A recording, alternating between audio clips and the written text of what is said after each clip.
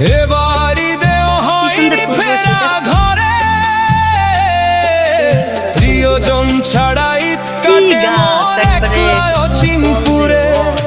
নিঃসঙ্গতা কুরে কুরে খায় তবুও মুখে হাসি, আমি যে প্রবাসী, আমি যে প্রবাসী। সবাই ভাবে প্রবাস মানেই রঙের দুনিয়া, কেউ তো দেখে না এই বুকে কি যে যন্ত্রণা।